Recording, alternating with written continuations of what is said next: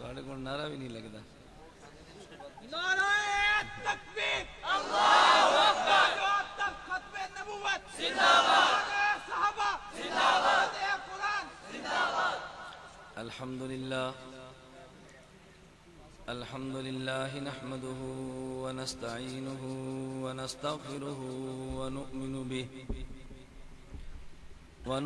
به ونتوكل عليه ونعوذ بالله من شرور أنفسنا ومن سيئات أعمالنا من يهده الله فلا مضل له ومن يضلل فلا هادي له ونشهد أن لا إله إلا الله وحده لا شريك له ونشهد أن سيدنا ومولانا محمدا عبده ورسوله.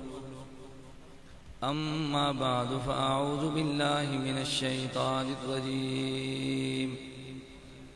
بسم الله الرحمن الرحيم. ما كان محمد أبا أحد من رجالكم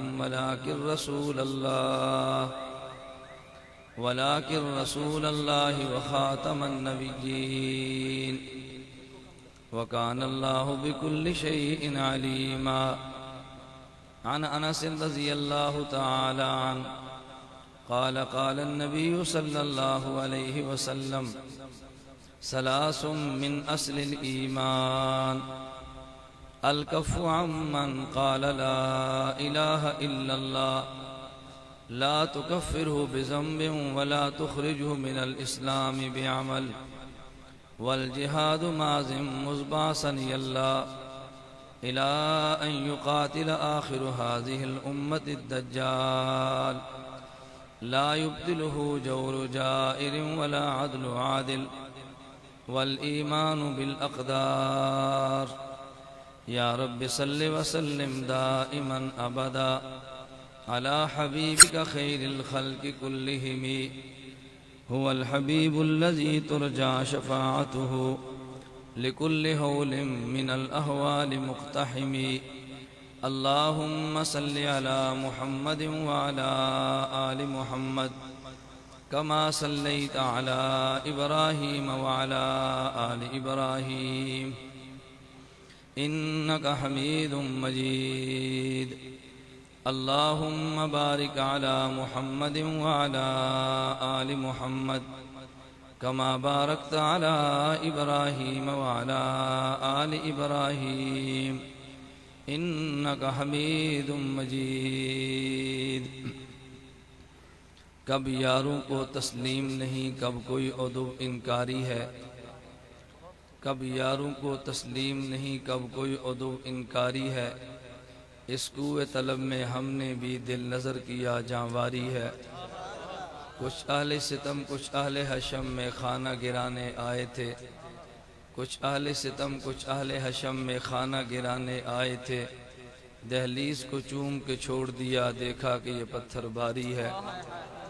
زخموں سے بدن گلزار سہی تم اپنی شکستہ تیر گنو، زخموں سے بدن گلزار سہی تم اپنی شکستہ تیر گنو.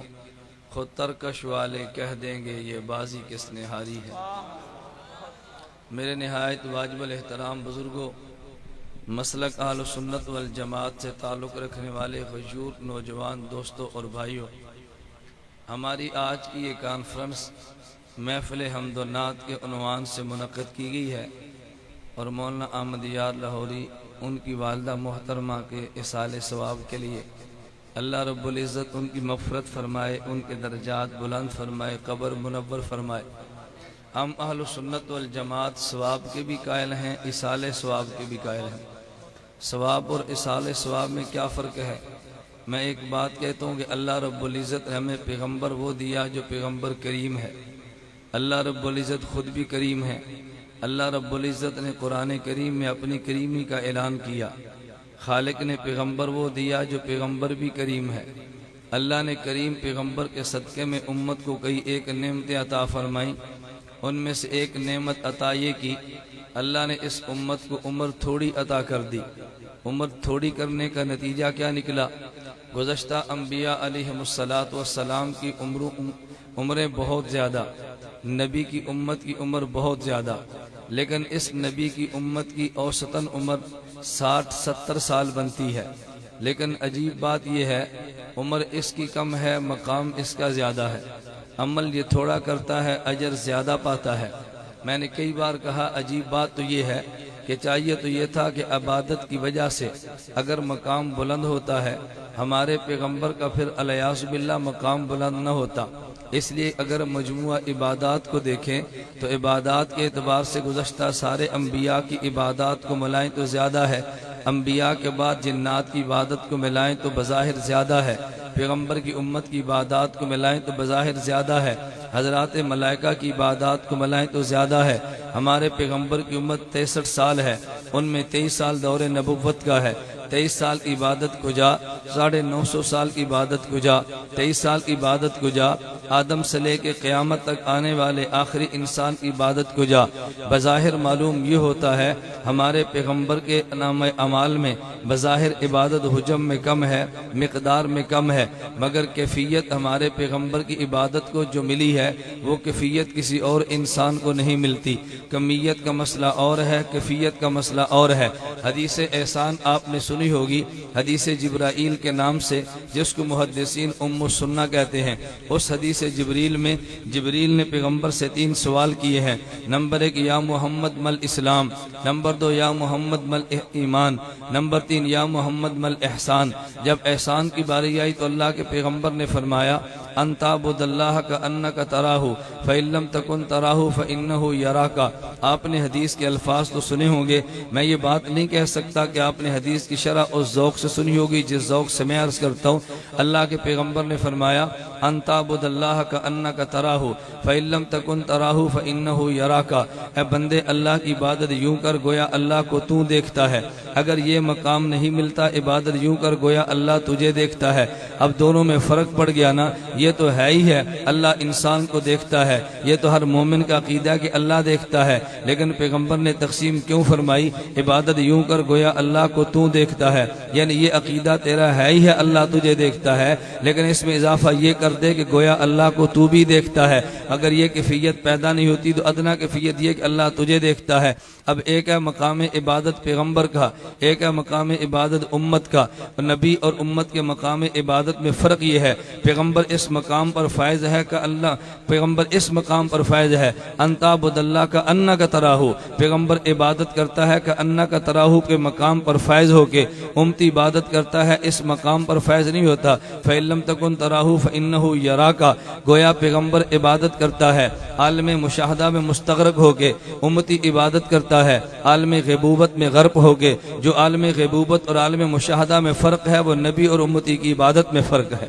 جو نبی اور امتی کی عبادت میں وہی فرق ہوگا جو مشاہدہ اور غیبوبت میں فرق ہے۔ اب یہ علمی بحث چلے گی تو آپ حضرات کے چہرے پہ بانا بجنے شروع ہوتے ہیں کہ یہ کون سی بحثیں شروع ہو گئی ہیں، اس لیے کہ آپ حضرات تو بڑک اور پھڑک کے قائل ہیں نا، آپ تو ترنم اور سجا کے قائل ہیں، تو جب عنوان بدلتا ہے تو تھوڑی سی توجہ ہٹ جاتی ہے، تو پھر مجھے علمی مضامین بیان کرتے ہوئے جھجک محسوس ہوتی ہے کہ یہ سمجھیں گے خود نہیں اور کھاتے میرے ڈال دیں گے کہ بحث اس نے کون سی شروع کر دی تھی۔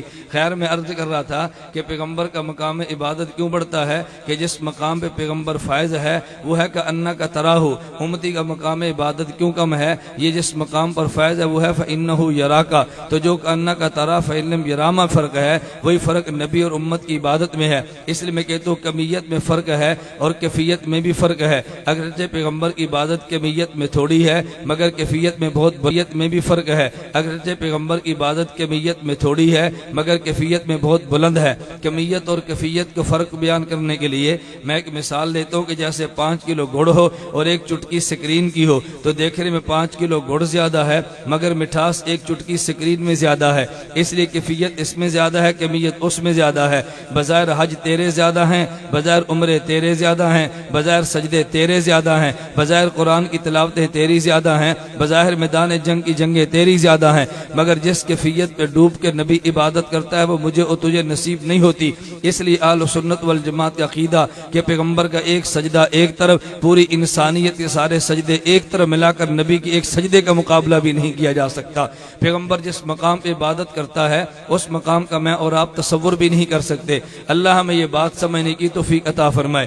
جو اہل سنت والجماعت کا عقیدہ پیغمبر کریم ہے، پیغمبر کے شان کرم کی برکت سے اللہ نے امت پہ انعام یہ کیا، عمر تھوڑی دی ہے۔ عمر تھوڑی کا نتیجہ کیا نکلا کہ جب انسان کو عمر تھوڑی دی، فقی ابو اللہ سمرقندی رحمۃ اللہ علیہ تنبیہ الغافلین میں طویل حدیث نقل کرتے ہیں، حضرت محدث امام ابو نعیم دلائل النبوہ میں لمبی حدیث نقل کرتے ہیں کہ حضرت موسیٰ نے جب اللہ سے دعا مانگی تھی، یا رب انی اجر فی الالواح امتن، اللہ میں نے تورات کی تختیوں میں امت کا تذکرہ پڑھا ہے، وہ امت مجھے عطا کر دے۔ اس میں 10 مضامین بیان کیے، ان میں ایک مضمون حضرت موسیٰ نے یہ چھیڑا کہ یا اللہ یہ امت آخر میں آئے گی، اگر ان میں سے کوئی ایک انسان گناہ کا ارادہ کرے گا، اذا ہم احدم بالسیئہ لم یکتب، اس کے گناہ کو لکھا نہیں جائے گا، وَإِذَا عَمِلَ، جب وہ گناہ کر لے گا تو اس کے نامہ اعمال میں ایک گناہ لکھ دیا جائے گا۔ اللہ لیکن وہ امت جب ایک نیکی کا ارادہ کرے گی، اس کے نامہ اعمال میں نیکیوں کی لکھ دیا جائے گا، اگر نیکی ایک کرے گی تو 10 سے لے کر 7 تو نیکیاں لکھی جائیں گی۔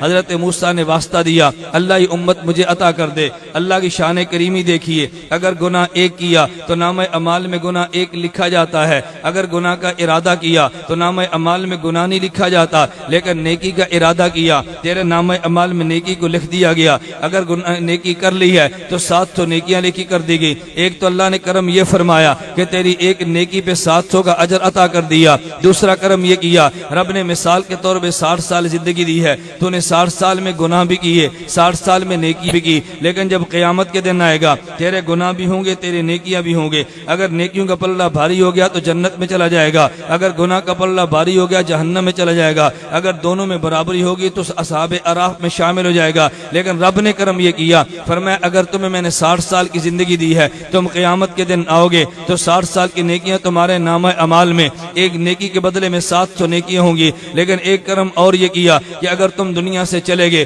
تمہارے جلنے کے بعد اگر کوئی قرآن کی تلاوت کر کے تیرے نامہ اعمال میں ڈالے گا، رب تجھے وہ بھی عطا کر دے گا۔ اگر نفلی عبادت پڑھ کے تیرے نامہ اعمال میں ڈالے گا، اللہ وہ بھی عطا کر دے گا۔ یہ رب کی شان کرم نہیں ہے؟ اگر بیٹا گانا گائے اور کہہ دے اللہ اس کا گناہ میرے باپ کے نامہ اعمال میں ڈال دے، اللہ بیٹے کا گناہ باپ کے نامہ اعمال میں نہیں ڈالتا۔ اگر یہ بیٹا چوری کرے اور کہ نامہ اعمال میری ماں کے ڈال دے، اس کا گناہ ماں کے نامہ اعمال میں نہیں ڈالا جاتا۔ اگر گناہ کیا اللہ نامہ اعمال میں مرنے والے کے نہیں ڈالتا، لیکن اگر نیکی کی ہے تو نامہ اعمال میں اللہ ڈال دے گا۔ یہ رب کا شان کرم تھا نا۔ اگر اللہ تجھے نیکی، اگر اللہ شیطان کی طرح تجھے عمر قیامت تک کی دے دیتا، نتیجہ کیا نکلا؟ اگر قیامت کو موت آتی تو نامہ اعمال میں گناہ بھی ہوتے، نامہ اعمال میں نیکیاں بھی ہوتی، تو ممکن ہے گناہ اور نیکیاں برابر ہو جاتے، اصحاب اعراف میں جاتا، اگر گناہ بڑھ جاتے جہنم میں جاتا۔ رب نے کرم یہ کیا کہ تجھے زندگی 50 سال کی دی ہے، اگر 50 سال میں نیکیاں کرے گا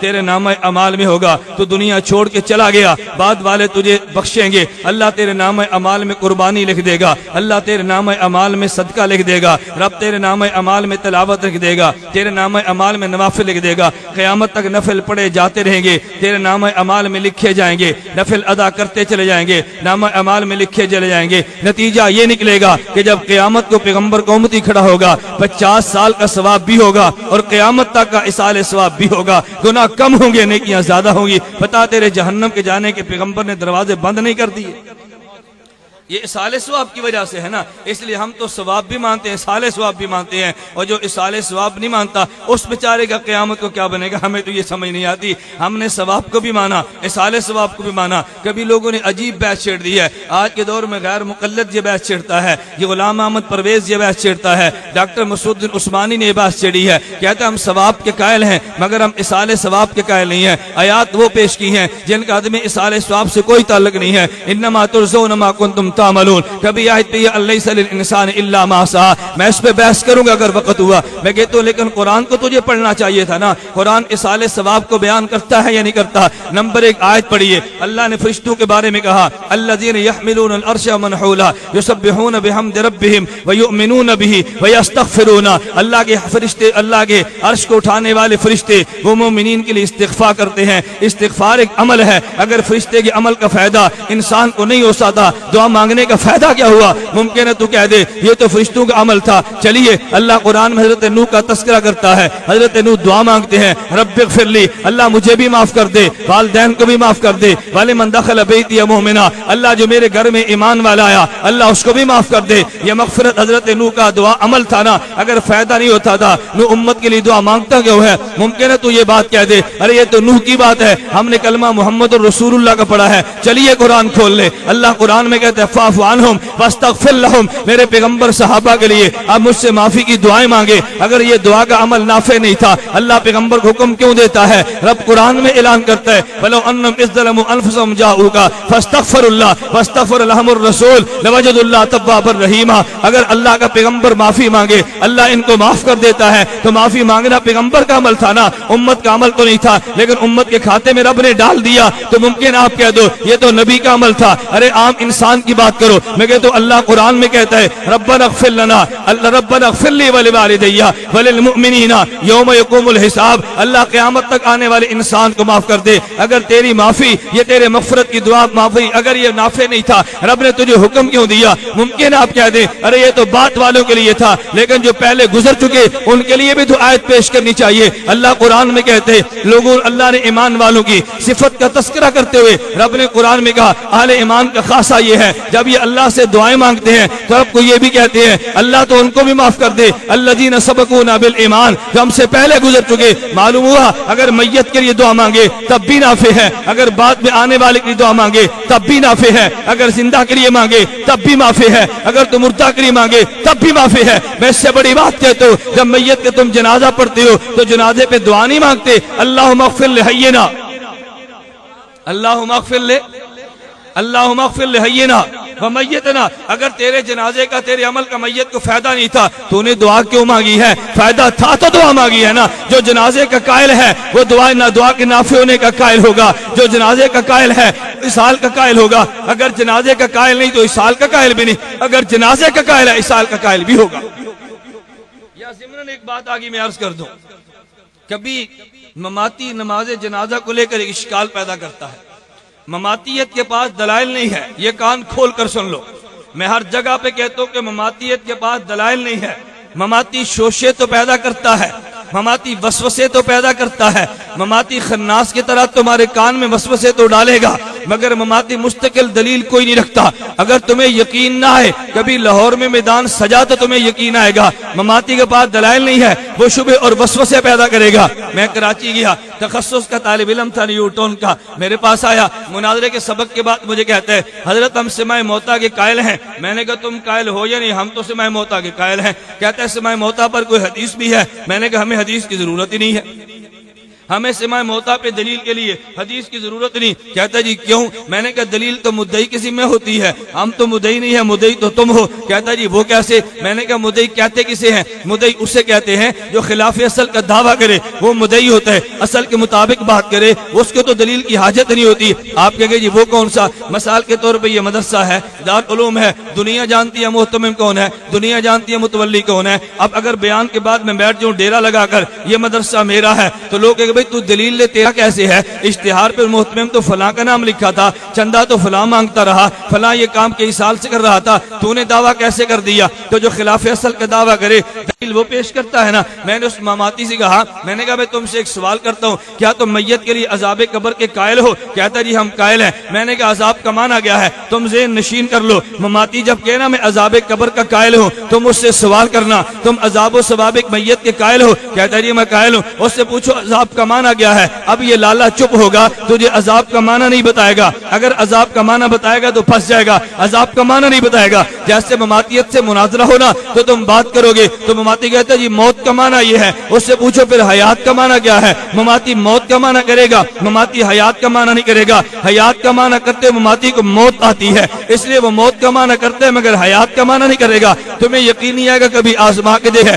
اس لیے وہ موت کا معنی کرتے ہیں مگر حیات کا معنی نہیں کرے گا۔ تمہیں یقین نہیں آئے گا کبھی آزما کے دیکھ لو. کہتا ہے جی موت کا معنی کیا ہے؟ روح جسم سے نکل جائے. تو پھر حیات کا معنی کیا ہوگا؟ روح جسم میں داخل ہو جائے نا. اگر موت کا معنی ہوگا کہ روح کا جسم سے تعلق نہ ہو تو حیات کا معنی کیا ہوگا؟ روح کا جسم سے تعلق ہونا. لیکن اس لیے حیات کا معنی بیان نہیں کرے گا. کیوں؟ اللہ قرآن میں شہداء کو احیا کہتا ہے, وہ روح کا تعلق نہیں مانتا. اگر حیات کا معنی تعلق مانے گا تو شہید کا تعلق بھی ماننا پڑے گا. اگر حیات کا معنی جسم کے اندر روح کو ماننا ہے تو شہید کے لیے قائل ہونا پڑے گا. اس لیے حیات کا معنی کبھی نہیں کرتا مگر موت کا معنی کرے گا. میں تمہیں یہ چھوٹی چھوٹی بحثیں سمجھا رہا ہوں, اللہ کرے دماغ میں بات بیٹھ جائے. اس سے پوچھو عذاب کا معنی کیا ہے؟ عذاب کا معنی نہیں کرتا. میں نے تخصص کے طالب علم سے کہا, میں نے کہا عذاب کا معنی تجھے نہیں آتا. صاحب جمل نے عذاب کا معنی کیا ہے. صاحب جمل کہتے ہیں عذاب کہتے ہیں ایلام الحی علی سبیل الہوان, زندہ آدمی کو دکھ دینا ذلیل کرنے کے لیے. کبھی تم تکلیف دیتے ہو مگر ذلت مقصود نہیں ہوتا. جب دو بچھڑے دوست عرصے کے بعد ملتے ہیں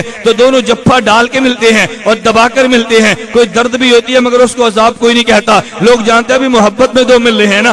آپ گھر میں جائیں گے اپنے بیٹے کو لیں, آپ بیٹے کے رخسار پہ دندی ماریں گے, کوئی نہیں کہتا بھئی تم نے ظلم کیا. ہر آدمی سمجھتا ہے بیٹے سے پیار کرتا ہے, اس کو ظلم نہیں کہتے. ظلم عذاب اس کو کوئی نہیں کہتا. عذاب کا معنی یہ تھا کہ تو عذاب کا معنی کیا تھا کہ زندہ کو تکلیف دو, لیکن تکلیف بھی زندہ کو دو اور ذلیل کرنے کے لیے دیے جائے. میں ایک بات علمی طور پہ کہتا ہوں, آپ ذہن نشین فرما لو. مسلمان اگر نافرمان ہوا یہ قیامت کے بعد جہنم میں جائے گا. اللہ نہ کرے کافر بھی جہنم میں جائے گا, لیکن کافر جو جہنم میں جائے گا وہ عذاب کے لیے جائے گا. مسلمان جو جہنم کے لیے جائے گا عذاب کے لیے نہیں جائے گا. مسلمان جہنم میں تزکیے کے لیے جائے گا, کافر جہنم میں جائے گا تو مقصد اور ہوگا, مسلمان جائے گا تو اور ہوگا. یہ تحقیق میری نہیں ہے, علامہ شبیر احمد عثمانی رحمہ اللہ تعالی نے تفسیر عثمانی میں عذاب المہین کے تحت تفصیلا بیان کی ہے. کافر اگر جہنم میں جاتے عذاب کے لیے جاتے, اگر مومن جہنم میں جائے گا عذاب نہیں تزکیے کے لیے. تزکیے کا معنی کیا ہوا؟ رب پاک کرنا چاہتا ہے.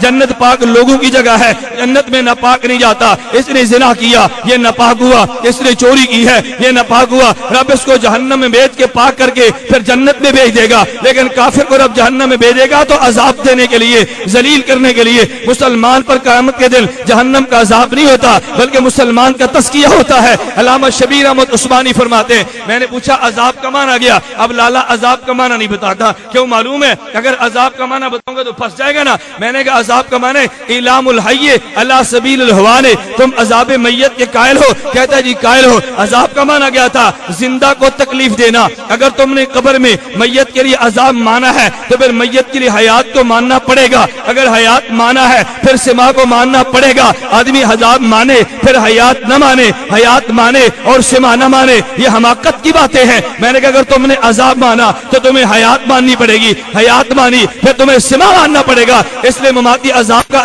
حیات کا انکار کرتے تاکہ سما ثابت نہ ہو. یہ سما تو حیات کے لوازمات میں سے ہے نا. میں چھوٹی سی مثال دیتا ہوں, اگر سورج نکل آئے اور آدمی یہ بات کہہ دے سورج نکلا ہے تو یہ بات کہنے کی ضرورت ہے کہ دھوپ بھی چڑھی ہے. جب کہہ دیے سورج نکلا ہے یہ بتانے کی ضرورت ہے. ارے یہاں پر گرمی اور تپش بھی ہے. جو آدمی کہتے ہیں سورج نکلا ہے مگر روشنی موجود نہیں ہے, دلیل وہ دے گا. جو کہتے ہیں سورج موجود ہے مگر گرمی نہیں ہے, دلیل وہ دے گا. تب سورج کے لوازمات میں سے ہے, روشنی سورج کے لوازمات میں سے ہے. جو سورج کے چڑھنے کا قائل ہوگا وہ روشنی کا قائل بھی ہوگا. اگر میت کے عذاب کا قائل ہے پھر حیات کا بھی قائل ہے, پھر سما کا بھی قائل ہے. اگر حیات مانتا ہے سما نہیں مانتا تو دلیل مماتی کی ذمہ ہے, دلیل میرے اور تیرے ذمہ. ہمارے ذمہ دلیل تھے نہیں, ہم پریشان پھرتے ہیں. جیسے غیر مقلدین سے گفتگو چلتی ہے عنوان بدل جائے گا, بات لمبی ہوگی. جیسے ان سے بحث چلتی ہے نا, ہم پریشان ہیں جی دلیل دو. دلیل ہمارے ذمہ نہیں ہے, دلیل غیر مقلد کے ذمہ ہے. لیکن غیر مقلد تمہیں اپنے موقع پر کبھی دلیل پیش نہیں کرے گا. وہ دوڑ جائے گا, تمہیں دلیل کبھی نہیں دے گا. دعویٰ پیش کرے گا, اس پہ حدیث کبھی پیش نہیں کرے گا. تو میں یہ عرض کر رہا تھا ہم اصال ثواب کے قائل تھے نا, ہم تو ثواب کے بھی قائل ہیں, اصال ثواب کے بھی قائل ہیں. اللہ میں ثواب بھی دے, اللہ میں اصال ثواب بھی دے. جو ثواب نہیں مانتا اس کا اپنا مسئلہ ہے, اصال ثواب نہیں مانتا اس کا اپنا مسئلہ ہے. میں کہتا تھا آیات تھی, تم کہو گے جو ممکن ہے حدیث میں مسئلہ نہ ہو. حدیث صحیح بخاری کی موجود ہے. حضرت سعد بن عبادہ کہتے ہیں اللہ کے پیغمبر سے پوچھا یا رسول اللہ میری ماں نے نظر مانی تھی لیکن میری ماں دنیا سے چلی گئی, اگر میں نظر پوری کر دوں میری ماں کی طرف سے ادا ہو جائے گا؟ اللہ کے پیغمبر نے فتویٰ دیا اگر تو نظر پوری کرے گا تیری ماں کی طرف سے ادا ہوگا. اگر یہ نظر ماں کی طرف سے نہیں تھی پیغمبر اجازت کیوں دیتے؟ آگے چلیے حدیث مبارک میں موجود ہے. صحابی رسول آ کر پوچھتے ہیں یا رسول اللہ میرے باپ نے آس بن وائل کہتے میرے باپ نے وصیت کی تھی میرے طرف سے 100 اونٹ صدقہ کر دینا. اللہ کے پیغمبر میرے بھائی ہشام نے 50 اونٹ عطا کر دیے لیکن میں نے 50 دینے باقی تھے. میں نے سوچا نبی سے پوچھ لوں. آپ فرمائے میں اپنے باپ کی طرف سے 50 اونٹ ادا کر دوں. حضور نے فرمایا لو کان مسلمہ اگر تیرا والد مسلم ہوتا فاتقتم بہی تم اس کی طرف سے غلام آزاد کرتے فاتقتم عنہ وتصدقتم بہی وحججتم عنہ تم اس کی طرف سے حج کرتے اس کی طرف سے غلام آزاد کرتے لبلہ ذالک اللہ اس کو عطا کر دیتا. لیکن مسلمان جو نہیں تھا اس لیے تمہیں کوئی فائدہ نہیں. معلوم ہوا اگر مرنے والا مسلمان ہو اصالہ ثواب ہوتا ہے لیکن مرنے والا مسلمان ہو تو اصالہ ثواب نہیں ہوتا. آپ کو یہ تو نظر کا مسئلہ تھا وصیت کا مسئلہ تھا. ارے وصیت اور نظر کے مسئلے کو چھوڑ دے. ابو ہریرہ رضی اللہ عنہ فرماتے ہیں اللہ کے پیغمبر کی خدمت میں صحابی آیا کہ یا رسول اللہ ان ابی ماتا ولم یوصی میرا باپ دنیا سے چلا گیا میرے والد نے وصیت نہیں کی. هل یکفر عنہ او ان تصدقت به اگر میں صدقہ کر دوں میرے والد کو مل جائے گا. اللہ کے پیغمبر فرمایا نعم اگر صدقہ تو کرے گا تیرے والد کو مل جائے گا. لیکن تو قرآن کی آیات کہتی ہیں اصالہ ثواب ہوتا ہے. پیغمبر کی روایات کہتی ہیں اصالہ ثواب ہوتے. جو اصالہ ثواب نہیں مانتا وہ پیغمبر کے قرآن کو بھی نہیں مانتا. نام اہل قرآن ہوگا مگر قرآن کو نہیں مانتا. نام اہل حدیث ہوگا مگر حدیث کو نہیں مانتا. اہل قرآن رکھ کے اگر قرآن کے خلاف آواز اٹھے گی اس فتنے کا کلا کما جو بندیت ضرور کرے گی. اگر اہل حدیث لگ کے حدیث کے خلاف یہ تم آواز اٹھاؤ گے جو بندی بیٹے تمہارے دروازے بند کر دیں گے تمہارے قدموں کو روک دیں گے. اس فتنے سے امت کو آگاہ کیا جائے گا. میں نے اس لیے کہا تم نے غلط کیا تم نے دھوکہ دیا. میری ایک نوجوان نے گزشتہ سال کی بات ہے مجھے کہنے لگا مولانا آپ یہ بتاؤ اصالہ ثواب پر کوئی دلیل بھی ہے. میں نے کہا یار دلیل تو بڑی واضح ہے. کہتا ہے دلیل کون سی؟ میں نے کہا امی عائشہ کہتی ہیں رضی اللہ تعالیٰ عنہ نبی پاک نے حکم دیا ایک دمبا لے کر آؤ. ہم دمبا لے کر آئے. حضور نے فرمایا دمبا وہ لانا کہ جس کی آنکھیں سیاہ ہو. ہم نے وہی دمبا لایا. فرمایا پیٹ سیاہ ہو ہم نے دمبا وہی لایا. فرمایا جس کے پاؤں سیاہ ہو ہم دمبا وہی لائے. نبی پاک جب اس کو ذبح کرنے لگے حضور نے انہ بسم اللہ من محمد من آل محمد من امت محمد. حضور نے کہا اللہ یہ دمبا ذبح کرتا ہوں اس کا اجر پیغمبر کو بھی دینا آل محمد کو بھی دینا امت محمد کو بھی دینا. اگر اصالہ ثواب نہیں تھا پیغمبر یہ صدقہ کیوں کرتا ہے امت محمد کے لیے؟ وہ غیر مقلد مجھے کہنے لگا. میں کہتا ہوں غیر مقلد ہوگا اس میں عقل نہیں ہوگی. اگر عقل ہوگا غیر مقلد کبھی نہیں ہوگا. مجھے فون کرنے لگا حضرت تم نے قربانی کی تم نے گوشت ذبح کرنے کا اصالہ ثواب تو پیش کیے قرآن کا آیت بھی پیش کر سکتے ہو. میں نے کہا اچھا میں بیٹا تجھ سے پوچھتا ہوں تو مجھے یہ بتا ایک آیت پڑھنے کا ثواب زیادہ ہے یا دمبا ذبح کرنے کا ثواب زیادہ ہے؟ مجھے کہتا ہے آیت کی ذبح پڑھنے کا. میں نے کہا تو کم عقل تجھے ریاضی بھی نہیں آتی تجھے حساب بھی نہیں آتا دین تجھے کہاں پہ آتا؟ اگر تجھے ریاضی آتی تو کبھی یہ بات نہ کہتا ایک آیت پڑھنے کا اجر زیادہ ہے. آپ حیران ہو گئے وہ کیسے؟ میں نے کہا دیکھو قرآن کریم میں الف لام میم آیت ہے نا ایک آیت میں 3 حرف ہیں ایک حرف کے بدلے میں 10 نیکیاں تو الف لام میم پہ کتنی نیکیاں ملیں گی؟ 30 نیکیاں مل جائیں گی نا. اچھا اور دمبے میں اللہ کے پیغمبر نے فرمایا بکل شعرۃ حسنہ ہر بال کے بدلے میں نیکی ہے. تم دمبے کے بال گنو نا کوئی بال گن سکتا ہے؟ دمبے کے گوشت کے بدلے میں نیکیاں کوئی گن سکتا ہے؟ ارے دمبے کے کھروں کے بدلے میں نیکیاں کوئی گن سکتا ہے؟ تم دمبے کو ایک طرف رکھ لو قرآن کی آیت کے بدلے میں تجھے 30 نیکیاں ملیں گی اور ایک دمبے کے بدلے میں تجھے کروڑوں نیکیاں ملیں گی. اگر 1 کروڑ نیکی کا اللہ ثواب دے سکتا ہے تو 30 نیکیوں کا رب ثواب نہیں دے سکتا. مجھے کہتا ہے آپ نے دمبا پیش کیا آپ نے تو آیت پیش نہیں کی. میں نے کہا اچھا میں تجھ سے پوچھتا ہوں یہ ایسا ہی ہے کہ جیسے مجھ سے کسی آدمی نے 10,000 روپیہ لینا تھا میں نے کہا یار تم 1 لاکھ لے لو. مہینے بعد پھر آیا مجھے کہتے ہیں مولانا 10,000 دو. میں نے کہا یار میں تجھے 1 لاکھ نہیں دیا. کہتا جی 1 لاکھ دیا 10,000 تو نہیں نہ دیے. اور میں نے کہا تیری مت ماری گئی تو نے 10 مانگا میں نے 1 لاکھ دیا. اگر 1 کروڑ کا اجر رب دیتا ہے یہ بات تمہیں سمجھ نہیں آتی تو تم 30 نیکیوں کے مطالبے کرتے ہو. اس لیے ہم نے کہا ہم اہل سنت والجماعت ثواب کے بھی قائل ہیں اصالہ ثواب کے بھی ہم ثواب کے بھی قائل ہیں اصالہ ثواب کے بھی قائل ہیں. ہم میت کے لیے بہت ساری چیزوں کے قائل ہیں. میت اچھا میں کہہ بات درمیان میں شاید آپ کے ذہن میں نہ ہو بات بدلنا جائے. میں نے ضمناً کہا تھا کہ جنازے کے موقع پہ ماتی ایک وسوسہ ڈالتے ہیں. وسوسہ سے کون تھا؟ اب اللہ کا قرآن کہتا ہے شہید بولیے نا قرآن کہتا ہے شہید مماتی نہیں مانتا. ہوگا شیخ القرآن قرآن کی بات نہیں مانے گا.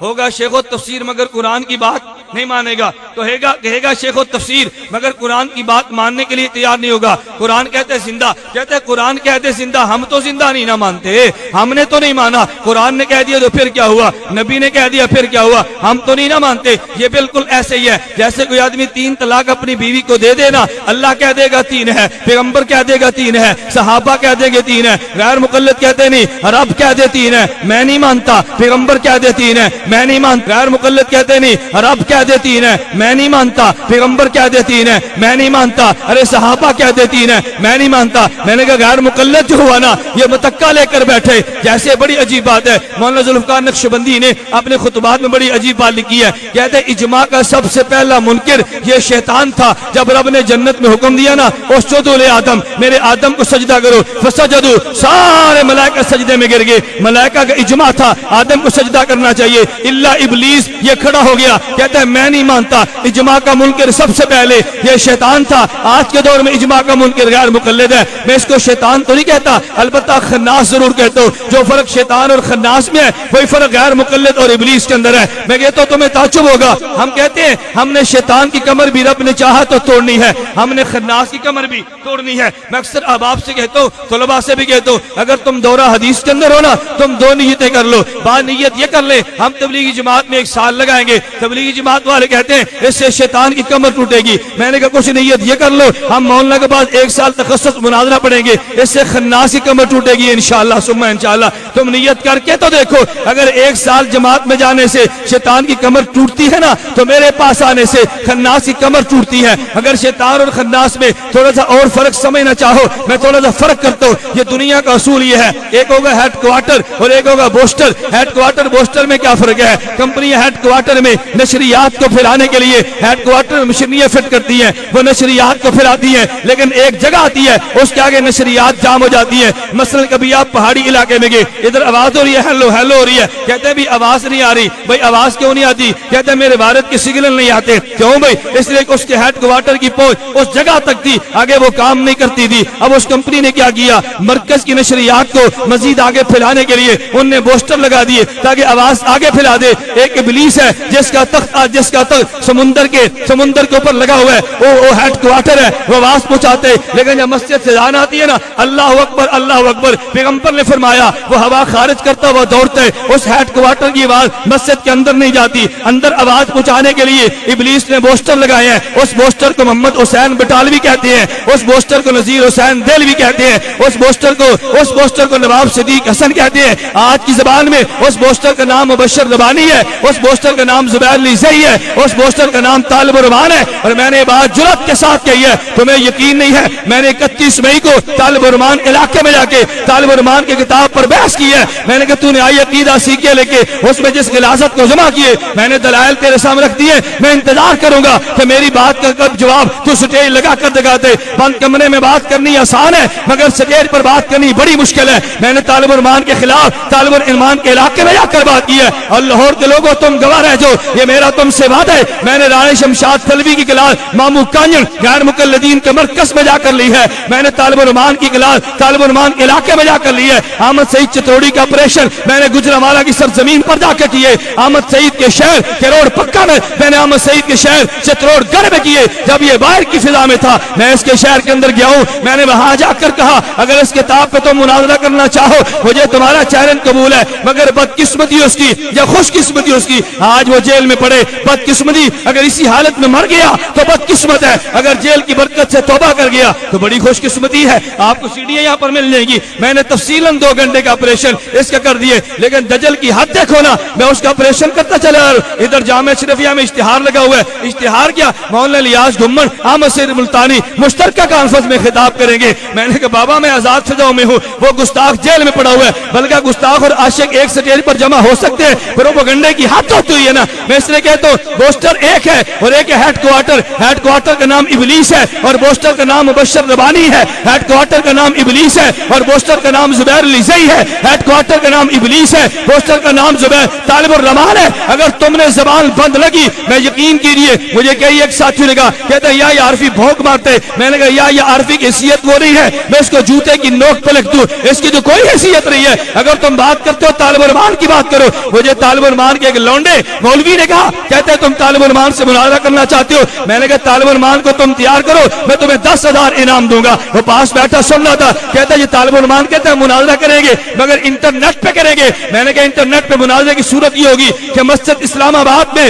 طالب علمان کی ہوگی, میری اور تیری گفتگو ہوگی, اس گفتگو کو براہ راست انٹرنیٹ پہ نشر کیا جائے گا. کہتا ہے نہیں, تم سرگودے اپنے مسجد میں بیٹھو, طالب علمان اپنی مسجد میں بیٹھے. میں نے کہا بھئی یہ کون سا مناظرہ ہے؟ میں آج بھی کہتا ہوں اگر کوئی غیر مقلد میری گفتگو یہاں پہ سن رہا ہو, میں وہ چاہیے اس کو میری گفتگو مبشر ربانی تک پہنچائے. میرا مناظرہ مبشر ربانی سے اس کی کتابوں میں ہوگا. میں تیرا دجل اور تیرا کذب تیری کتابوں ثابت نہ کر سکا تو جو سزا چور کی وہ سزا تو میری رکھ دو. طالب علمان مناظرہ طے کرے, میں تیرا دجل تیری کتابوں سے بیان کروں گا. زبیر لیزئی قبول کرے, میں تیرا دجل تیری کتاب سے بیان کروں گا. زبیر لیزئی رسالہ الحدیث معنامہ لکھتے, ہر رسالے میں اکابر علماء دیوبند پہ جھوٹ بیان کرتا, اکاذیب دیوبند اکاذیب دیوبند. میں نے کافل حق میں کئی ایک قسطوں میں اکاذیب غیر مقلدین کے نام سے 10 جھوٹ ہر قسط میں زبیر لیزئی کے بیان کیے. بحمداللہ تعالی تم میری زبان پہ یقین نہ کرو, زبیر لیزئی کا رسالہ الحدیث دیکھو, میں نے اس کی زبان گم کر دی ہے,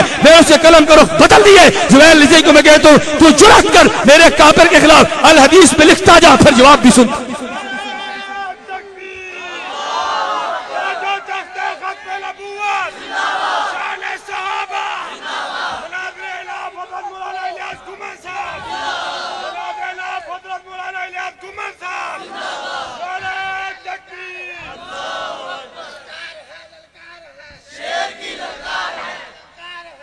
یہ بات ٹھیک ہے غلط ہے بھائی؟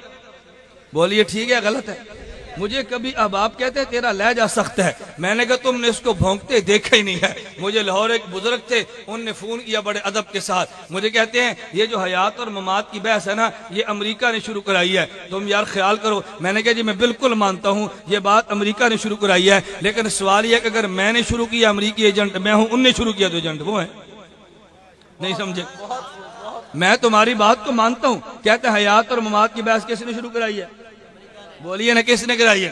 میں نے کہا جی میں مانتا ہوں, میں تو بزرگوں کا ادب کرتا ہوں, میں آپ کی بات مان لیتا ہوں. سوال یہ ہے اگر علماء دیوبند کا عقیدہ حیات تھا اور بحث انہوں نے شروع کیا ایجنٹ, ان کو کہہ دو. اگر عقیدہ ممات تھا بحث میں نے چھڑی ایجنٹ, مجھے کہہ دو. فیصلہ تو آپ کو کرنا چاہیے نا. مجھے پھر کہتا ہے نہیں تو ہمارا چھوٹا ہے نا, ہمارا بیٹا, تجھے ہم سمجھا سکتے ہیں. میں نے کہا جی میں سمجھنے کے لیے تیار ہوں. اس کا طریقہ یہ ہے, میں بزرگوں کا ان کا نام نہیں لیتا. میں نے کہا تمہارے لاہور میں قاضی یوسف انور رہتا ہے, اس قاضی یونس کو بلا لو, اپنے مدرسے میں تم بلا لو, ہم دونوں کو بٹھا کر ہم دونوں بات کرتے ہیں. میں تمہیں ثالث مانتا ہوں. کہتے ہم نے مناظرہ نہیں کرانا. میں نے کہا مناظرہ کرو, ہم دونوں کا مذاکرہ کرا لو. مذاکرہ تو کرایا جا سکتا ہے نا بھائی, لیکن اگر مذاکرے کے لیے بھی تیار نہ ہو. اور عجیب بات یہ ہے جو بات میں کہنا چاہتا تھا اب مماتیت نے زبان سے شروع کی ہے. تمہارے علم میں ہے شہداء, یہ لال شہداء مسجد یہ مال روڈ پہ اجلاس ہوا اشاعت و توحید کا, اس میں مولوی حقانی نے خلیل حقانی صاحب نے بیان دیے, نوائے وقت بیان موجود ہے. کہتے ہیں نجات کی بنیاد دیوبندیت پہ نہیں ہے, قرآن حدیث پر ہے. میں تو یہی کہتا تھا تم دیوبندی نہیں, تم نے تو خود مان لیا نا.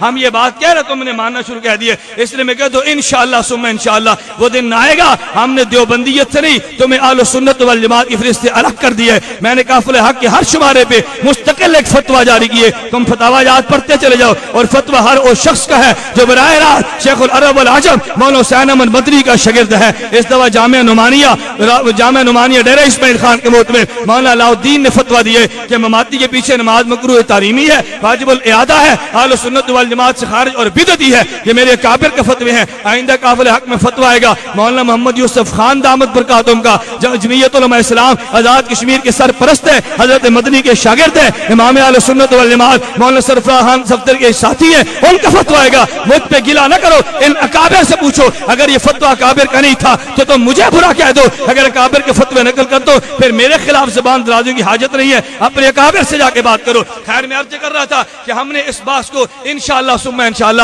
یہ پانی اور دودھ الگ کرنا چاہیے کہ نہیں بھائی؟ الگ کرنا چاہیے نا. تم دیوبندیوں کو گالیاں بھی دو, دیوبندی بن کے جیو, کم از کم ہماری غیرت اس کو گوارا نہیں کرتی. اللہ میں سمجھنے کی توفیق عطا فرمائے. خیر میں عرض کر رہا تھا وہ مماتی کہتے کہ جب تم جنازے کی دعا پڑھتے ہو کیا کہتے؟ اللہم اغفر لے.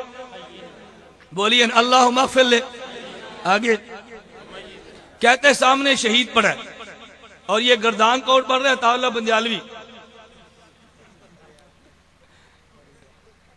عطا اللہ بندیالوی, میں آپ سے کہتا ہوں وہ یہاں پر بیٹھا ہو اس کو کہہ دو میں تو منتظر ہوں بھائی تم ان کو تیار تو کرو نا. میں نے کہی ایک بار کہا بھائی تیار کرو, لیکن کوئی شخص ان کو تیار کرنے کے لیے تیار نہیں ہوتا یا یہ تیار ہونے کے لیے تیار نہیں ہوتے. خیر میں کہتا ہوں گردان پڑ رہا ہے, کہتے ہیں جنازہ شہید کا پڑا ہے, تم کہہ رہے شہید زندہ ہے, پھر تم دعا مانگتے ہو اللہم اغفر لحینا وحینا, زندہ ہے نا, اندازہ کرو بس وسا ڈالنا ہے. کہتا ہے جب شہید زندہ ہے تو دعا کیا مانگ, اللہم اغفر لحینا.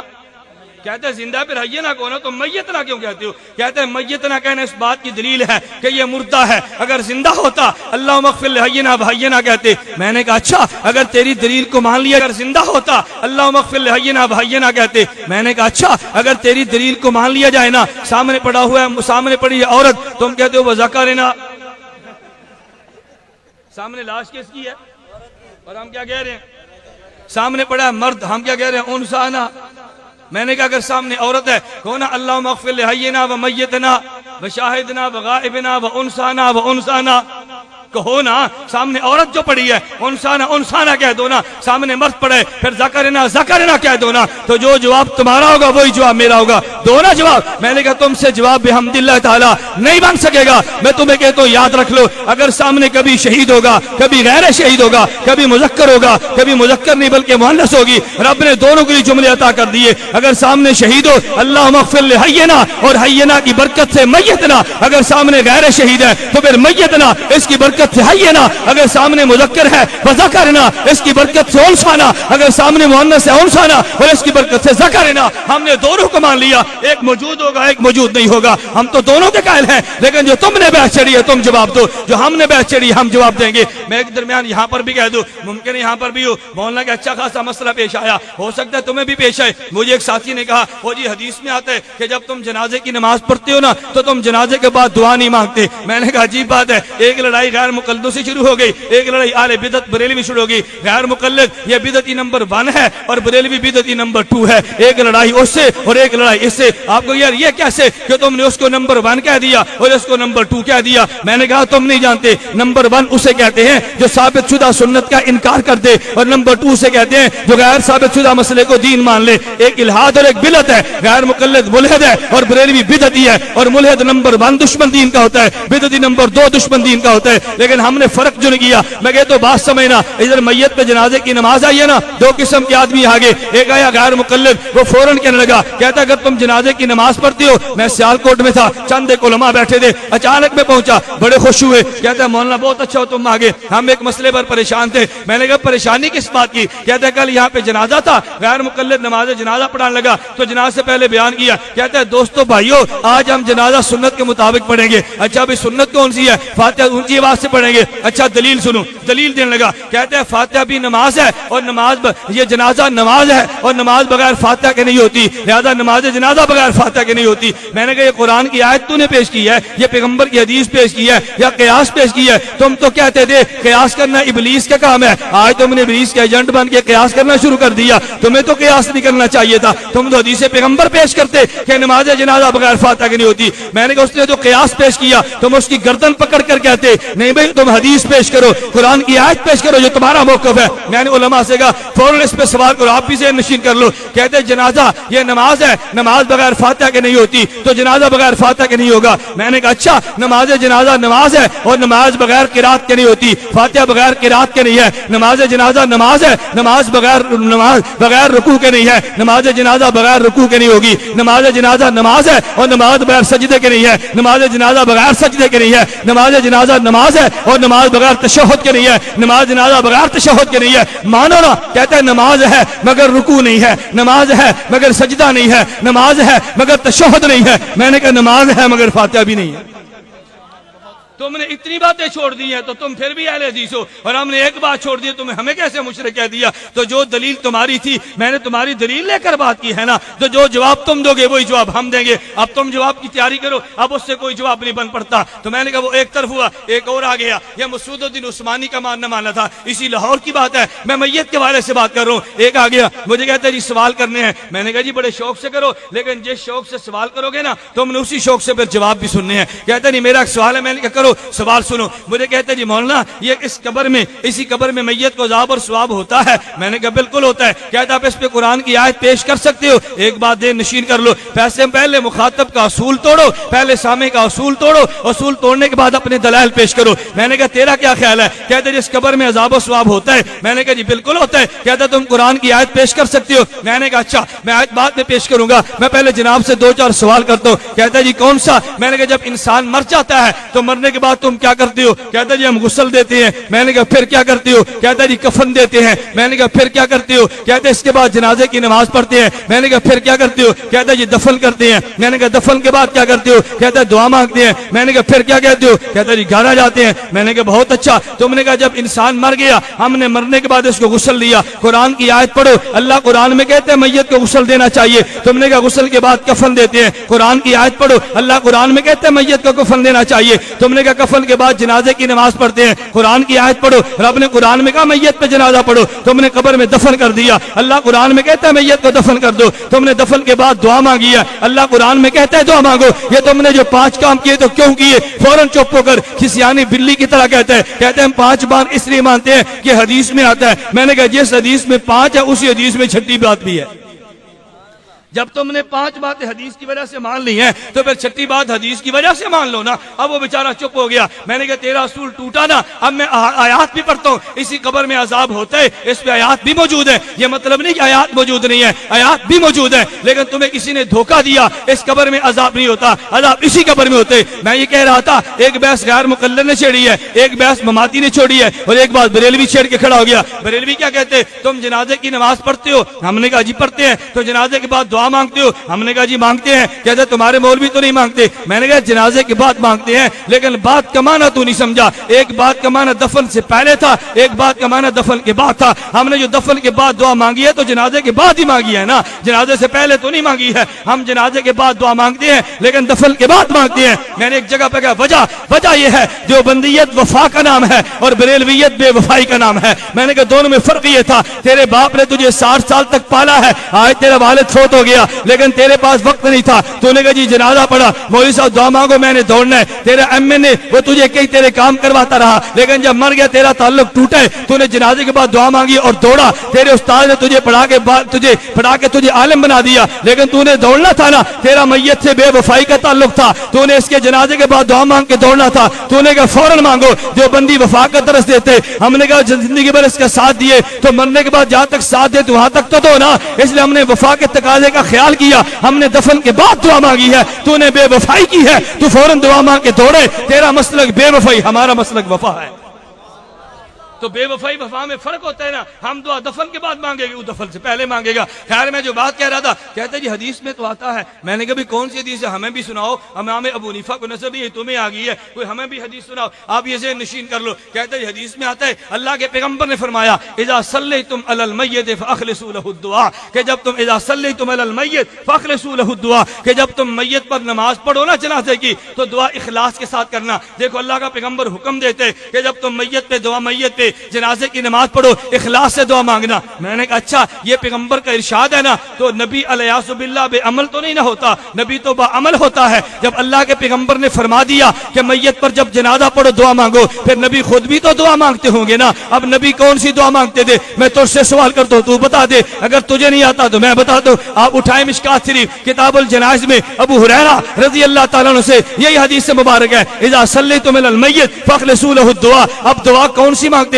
نبی؟ دعا کب مانگتے؟ اس کے فوراً بعد. ابو ہریرہ رضی اللہ تعالیٰ عنہ کی حدیث ہے, ابو ہریرہ فرماتے ہیں کان النبی صلی اللہ علیہ وسلم اذا صلی علی المیت, جب پیغمبر میت پہ نماز جنازہ پڑھتے تو پھر حضور دعا یہ مانگتے اللہم اغفر لحینا ومیتنا وشاہدنا وغائبنا وصغیرنا وکبیرنا وذکرنا وانثانا. ابو ہریرہ نے بتا دیا کہ جو پیغمبر نے فرمایا دعا مانگو اس کی شرح وہ تھی جو پیغمبر خود مانگتے. اگر پیغمبر جنازے کے اندر مانگے تو اس کا معنی یہ تھا جنازے کے اندر مانگو, اگر پیغمبر جنازے کے بعد مانگے تو معنی یہ تھا جنازے کے بعد مانگو. میں نے عمل پیغمبر سے پیغمبر کے قول کی شرح کرتی ہے. اگر تیرے پاس دلیل موجود ہے تو پیغمبر کی قول کی شرح عمل پیغمبر سے تو کر دے, تو سچا, عمل پیغمبر سے شرح کر دو تو میں سچا. بات آسان ہے یا مشکل ہے؟ بات بڑی آسان ہے نا، مگر اس کے لیے تیار نہیں ہوگا۔ پھر ساتھی کہتے ہیں اس حدیث کا مطلب کیا ہوگا؟ میں نے کہا اس کا مطلب یہ ہوگا کہ ماں صبح اپنے بچے کو تیار کرتی ہے سکول بھیجنے کے لیے، پھر ماں اپنے بیٹے سے کہتی ہے بیٹا رش بہت ہے، بیٹا رش بہت ہے، یہ گاڑیاں بہت چلتی ہیں، جب تم سڑک سے گزرو تو خیال کرنا۔ جب سڑک سے گزرو تو کیا مطلب؟ خیال نہیں سمجھے؟ جب سڑک سے گزرو تو کیا مطلب؟ پہلے گزر جاؤ پھر خیال کرنا، یہ مطلب تھا کہ جب سڑک سے گزر جاؤ تو خیال کرنا۔ مطلب یہ تھا کہ گزرتے خیال کرنا۔ ماں اپنے بیٹے کو متوجہ کر رہی ہے بیٹا سڑک سے گزرو تو خیال سے گزرنا، یہ مطلب تھا خیال کرنے کا۔ جب پیغمبر نے فرمایا کہ دیکھو تم نماز تو پڑھتے ہو، اللہ کے لیے پڑھتے ہو، لیکن میت کے لیے جب لوگ آتے ہیں تو لوگ کبھی آتے ہیں نام رکھنے کے لیے، ناک رکھنے کے لیے، برادری کے لیے۔ اللہ کے پیغمبر نے فرمایا یہ دنیا میں جانے کا آخری وقت ہے، اب برادری کی وجہ سے نہ پڑھنا، اب خاندان کی وجہ سے نہ پڑھنا، اب ناک کی وجہ سے نہ پڑھنا ہے، اب برادری کی وجہ سے نہ پڑھنا، اب خاندان کی وجہ سے نہ پڑھنا، اب ناک کی وجہ سے نہ پڑھنا، اب تم دعا اخلاص کے ساتھ مانگنا۔ اگر تمہیں یقین نہ آئے نا تو آج نماز جنازہ لوگ آئیں گے، یہاں ہزاروں کا مجمع بیٹھا ہوگا، ظہر کی نماز ہوگی تو 5 آدمی اٹھیں گے، جب جنازہ ہوگا تو 1000 اٹھیں گے۔ اگر اللہ کے لیے پڑھنا تھا تو 1000 نماز پڑھ لیتے نا۔ معلوم ہوا یہ نماز پڑھتے تو اللہ کا حکم سمجھ کے، یہ جو جنازہ پڑھتے ہیں نا اللہ کا حکم نہیں برادری کا حکم سمجھ کے۔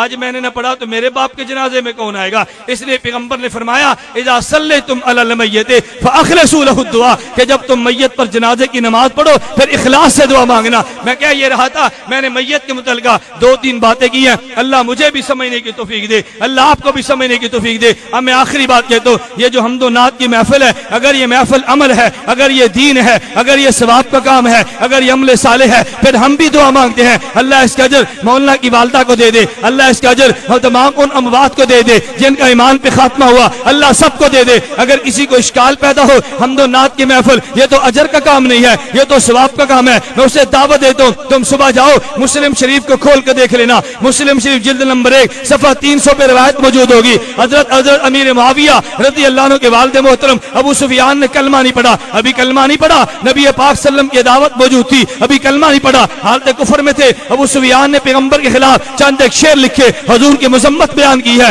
اللہ کے پیغمبر نے حضرت حسان کو بلایا رضی اللہ تعالیٰ عنہ، حسان بن ثابت سے کہا حسان جاؤ ابو سفیان کا جواب دو۔ حضرت حسان کو پیغمبر نے یہ بھی فرمایا حسان اس بات کا خیال رکھنا میرا ابو سفیان کا نسب ایک ہے کہ ابو سفیان کا جواب دیتے ہوئے ایسا نہ ہو درمیان میں میرا نسب بھی آ جائے۔ ابو بکر صدیق کے پاس جاؤ رضی اللہ عنہ، علم الانساب کے ماہر ہے، حسان ابو بکر صدیق کے پاس گئے، نسب کو پوچھا، نسب کو دیکھا، نسب کو سیکھا، واپس آ کے عرض کیا حضرت مجھے اگر اجازت ہو میں ابو سفیان کا جواب دے دوں۔ فرمایا تمہیں اجازت ہے تمہیں جواب دو۔ حسان بن ثابت نے پھر اشعار کلام کرتے ہوئے، پھر شعر پڑھتے ہوئے، قصیدہ پڑھتے ہوئے حضرت حسان نے جواب دیا اگر میں اپنے حمد و نعت میں دشمن کو جواب دیا جاتا ہے شعر کی صورت میں، اگر پیغمبر کی مدح کی جاتی ہے اشعار کی صورت میں، پھر حسان کا طریقہ ہے، پیغمبر کا حکم ہے، حضور نے حکم دیا حسان بولے، حسان بول کر کہتے حجوت محمد فاجبت عنہ وعند اللہ فی ذاک الجزاء، حجوت محمد برا تقیا رسول اللہ شیمتہ الوفاء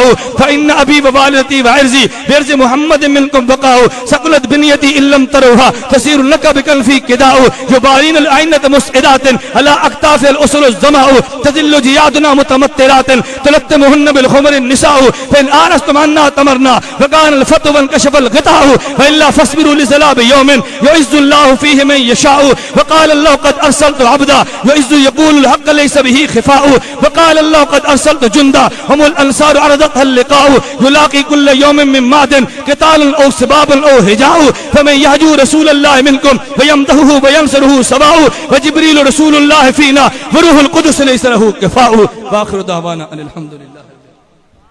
بیٹھ جاؤ بھائی، 1 منٹ بیٹھ جاؤ، اللہ کا بندہ تم نے تو سفر ہی نہیں کیا، 1 منٹ تشریف رکھو، 1 منٹ۔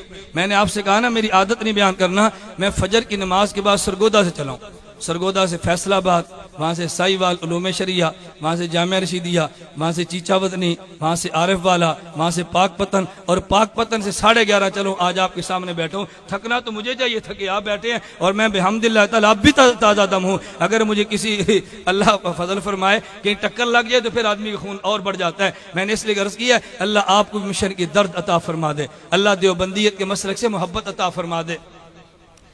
غیر مقلدین نے آج کے جلسے کو ناکام بنانے کی پوری کوشش کی ہے. مجھے بھی لاہور سے فون آیا, مجھے بھی, میں ابھی سائیوال نہیں پہنچا تھا تو فون آیا, مولانا کہاں پر ہو؟ میں نے کہا پاک پتن سے نکل رہا ہوں. کہا وہاں تو طوفان اور سیلاب آ گیا ہے, خیمے اکھڑ گئے ہیں اور وہاں پر سپیکر ٹوٹ گئے ہیں, جلسہ ختم ہو گیا. میں نے کہا جلسہ ٹوٹے یا ختم ہو, میں نے وہاں پر جانا ہے, جلسہ ہو جانا میں نے آنا ہے. جہاں تک میں جا سکا جاؤں گا, وہاں پہنچ کر فون کر دوں گا مولانا لاہوری صاحب اس سے آگے ہماری گاڑی نہیں جاتی, جب تک جا سکے جائیں گے. فون مجھے بھی آیا ہے لیکن میں نے اپنے سفر کو چھوڑا نہیں ہے. میں آپ سے بھی کہتا ہوں افواہیں پھڑانا غیر مقلدین کا کام ہے. آخر ابلیس کا بوسٹر جو ہوا نہیں سمجھے, ابلیس کا اس کا کام ہے نا یار. جہاں تک ابلیس کی نشریات نہیں آتی تو اس نے جانا ہے اپنا کام کرنا ہے. یہ سپیکر دے کر شیطان دوڑتا ہے لیکن اس نے تو اپنا کام کرنا تھا. اس لیے ہم شیطان سے پریشان بھی نہیں ہیں اور خناس سے پریشان بھی نہیں ہیں. اللہ نے چاہا شیطان کی کمر بھی توڑیں گے, خناس کی کمر بھی توڑیں گے. اللہ نے چاہا تو بوسٹر کو برباد کریں, ہیڈ کوارٹر کو بھی توڑیں گے اور بوسٹر کو بھی, یہ سب برباد ہوں گی انشاءاللہ. کہتے ہیں قرآن مقدس اور بخاری محدث پر, دیکھیں اس پر تفصیلی تبصرے کا وقت نہیں ہے. عام مسیح چتروڑی نے کتاب لکھی ہے قرآن مقدس اور بخاری محدث, اس میں غلاظت کی حد کر دی ہے. میں صرف ایک بات عرض کرتا ہوں, حضرت ام المومنین امی عائشہ رضی اللہ تعالی عنہا کے حوالے سے امام بخاری کا موقف یہ ہے اور پورا اہل سنت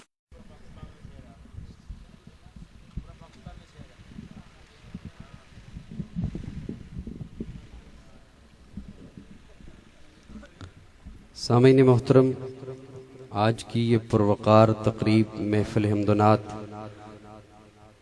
اپنے اختتام کے قریب ہے. پروگرام کے روح رواں مہمان خصوصی مناظر اسلام حضرت علامہ مولانا محمد الیاس گھمن دامت برکاتہم سٹیج پہ جلوہ افروز ہیں. میں انہیں دعوت دینے والا ہوں. حضرت مولانا احمد یار لاہوری, وہ مجھے بار بار کچھ پڑھنے کے لیے کہہ رہے ہیں. اب وقت ایسا نہیں ہے کہ کچھ کہا جائے. ان کی والدہ محترمہ کا گزشتہ دنوں انتقال ہوا تو اس حوالے سے صرف ایک شعر پہ اکتفا کہ ایک مدت سے میری ماں نہیں سوئی تابش, ایک مدت سے میری ماں نہیں سوئی تابش, میں نے ایک بار کہا تھا مجھے ڈر لگتا ہے.